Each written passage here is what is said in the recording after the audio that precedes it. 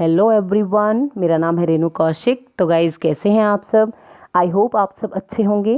Guys जो हमारी series चल रही है इंडियन लॉजिक की, उसके अंदर मैंने छोटी छोटी वीडियोस के थ्रू आपके बहुत सारे टॉपिक्स को क्लियर किया है। तो आपने अगर वो वीडियोस नहीं देखी हैं तो ज़रूर देखिएगा। आज का जो हमारा टॉपिक होने वाला है वो है व्याप्ति एंड इट्स के टाइप्स। अभी तक मैंने व्याप्ति को थोड़ा बहुत आपको बताया है, लेकिन आज इसको और अच्छी तरीके से मैं क्लियर करने की कोशिश करूँगी। तो आइए चलते हैं अपने टॉपिक पर। क्या है व्याप्ति?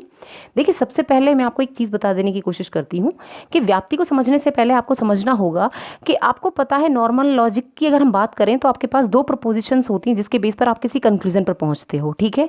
और इन दोनों प्रपोजिशंस के अंदर आपकी क्या होती है? मिडल टर्म, जिसको आप क्या बोलते हो? रीजन बोलते हो, ठीक है। जिस रीजन के बेस पर आपका क्या आता है? कंक्लूजन आता है। इस कंक्लूजन का सब्जेक्ट जो होता है वो आपका क्या कहलाता है? माइनर टर्म कहलाता है। और प्रेडिकेट आपका क्या कहलाता है? मेजर टर्म कहलाता है। अगर इतना किसी को नहीं पता है तो मेरी पिछली वीडियोस को जरूर देखिएगा, वहां पर मैंने इसको बहुत अच्छी तरह से क्लियर किया हुआ है। तो गाइस, व्याप्ति क्या है? मैं बात करूं व्याप्ति की तो किसी भी कंक्लूजन पर पहुंचने के लिए आपको पता है कि किसी भी कंक्लूजन पर मैं कब पहुंचूंगी? जब मेरी दोनों प्रीमाइसेस इसको सपोर्ट करेंगे, इस कंक्लूजन को, ठीक है। मेरे पास एक लॉजिकल रीजन होना चाहिए। तो व्याप्ति क्या करती है? व्याप्ति आपके इस कंक्लूजन को क्या करती है? एक लॉजिकल ग्राउंड प्रोवाइड करती है, ठीक है। आप जानते हो इन्फ्रेंस का मतलब क्या होता है? आफ्टर द नॉलेज, ठीक है।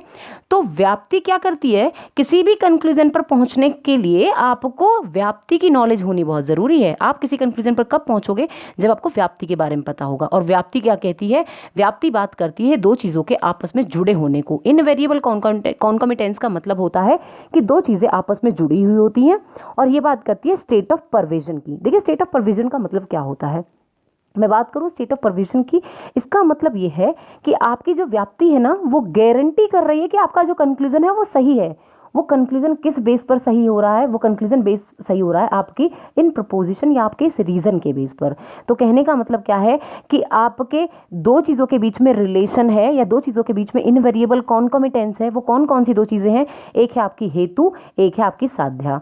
अब गाइज, अगर आपको नहीं पता हेतु और साध्या क्या है तो ध्यान से समझिएगा कि हेतु का मतलब होता है आपकी मिडल टर्म, या मैं बोलूं हेतु का मतलब होता है रीजन। रीजन को इंडियन लॉजिक में हेतु बोलते हैं, इसको प्रोबेंस भी बोलते हैं, लिंगा भी बोलते हैं, ठीक है।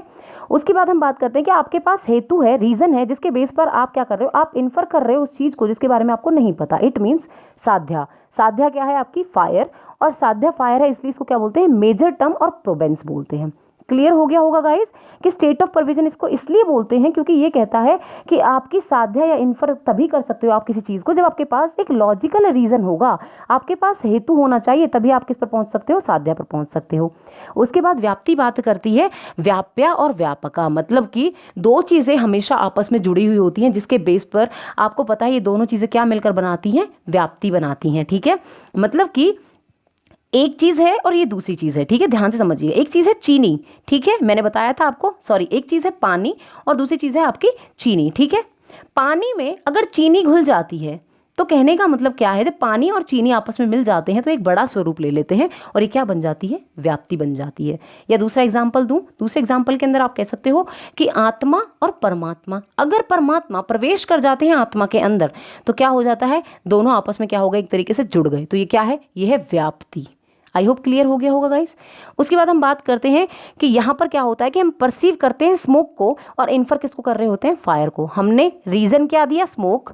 आया क्या निकल करके? फायर, ठीक है। और अपोजिट कभी भी ट्रू नहीं होता है, क्योंकि अगर मैं बात करूं फायर की तो जरूरी नहीं है जहां पर भी आग हो वहां पर धुआं हो, ठीक है। और टू टाइप्स ऑफ हमारी व्याप्ति होती है। कौन कौन सी? आइए बात करते हैं। सबसे पहला है हमारा समाव्याप्ति। देखिए, समाव्याप्ति किस बारे में बात करती है? गाइज, आपको वर्ड से समझना है कि समाव्याप्ति क्या है।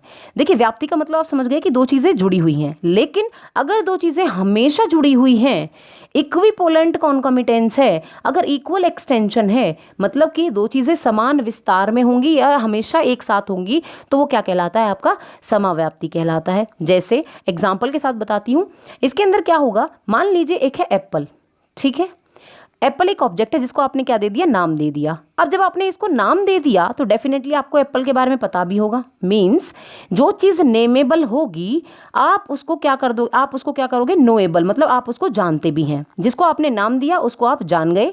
दूसरा बोल रहा है कि जो चीज़ नोएबल है, मतलब कि आप जान गए एप्पल के बारे में तो आपने उसको नाम दे दिया। कहने का मतलब क्या है कि ये कहा जाता है समाप्ति के अंदर कि जो चीज, जिस चीज को आपने नाम दिया है उसको आपने जान लिया, और जिस चीज को आपने जान लिया उसको आपने नाम दे दिया। हमेशा अपोजिट क्या होगा? ट्रू होगा।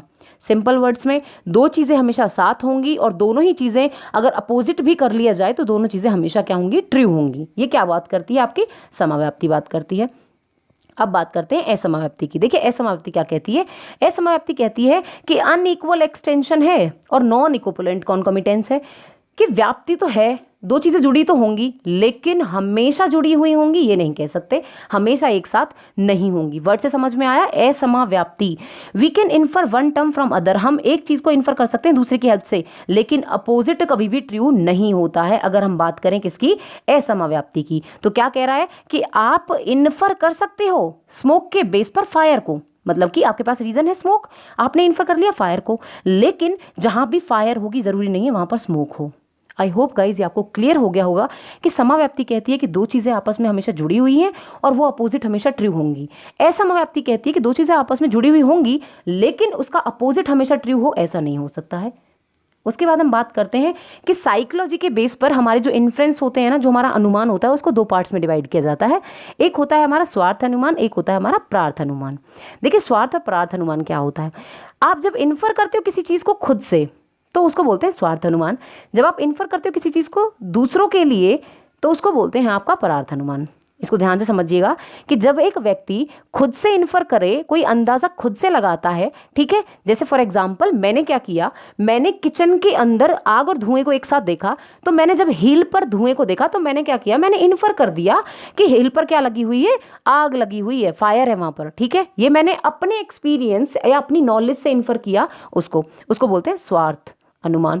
अब बात करते हैं परार्थ अनुमान कि जब आप अंदाजा तो लगा रहे हो लेकिन अंदाजा लगा रहे हो किसी दूसरे को कन्विंस करने के लिए, आप अपने लिए नहीं बल्कि दूसरों के लिए उस चीज को इन्फर कर रहे हो ताकि आप दूसरों को बता सकें, दूसरों को यकीन दिला सकें, ठीक है। तो अगर मैं बात करूं स्वार्थ अनुमान की तो वो होता है खुद के लिए, प्रार्थ अनुमान होता है दूसरों के लिए, ठीक है। अब एक चीज़ याद रखिएगा आप कि जब भी बात होगी ना प्रार्थ अनुमान की तो आपको एक चीज़ याद रखनी है, वो ये है कि यहाँ पर हम अपने 5 सिलोगिज्म्स थे ना जो हमारे न्याय के, उनका यूज़ करते हैं किसी भी कंक्लूजन पर पहुँचने के लिए, क्योंकि आपको पता है किसी को भी अगर हमें एक तरीके से यकीन दिलाना होता है तो हमें उस चीज़ को ट्रुथ बेस पर दिखाना होता है। और आप उसको ट्रुथ बेस पर कब दिखा सकते हो, जब आप एक प्रपोजिशन सेट करोगे, उसके बेस पर आपने रीज़न दे दिया, एक लॉजिकल रीज़न दे दिया और आपने उसके बेस पर क्या कर दिया, या तो एप्लीकेशन कर दी या फिर आपने एग्जाम्पल दे दिया, तो डेफिनेटली ये क्या हो जाएगी, आपकी ट्रुथ हो जाएगी, जिसके बेस पर आपने किसी दूसरे को, आपने उस अंदाजे को किसी दूसरे को भी यकीन दिला दिया है, आपने किसी दूसरे को भी कन्विंस कर दिया है, ठीक है। तो ज़रूरी नहीं है सिर्फ सारे 5 सिलोगिज्म से आपका जो कंक्लूजन निकले वो आपके 3 सिलोगिज्म से भी आपका जो है वो आंसर या फिर कंक्लूजन निकल सकता है।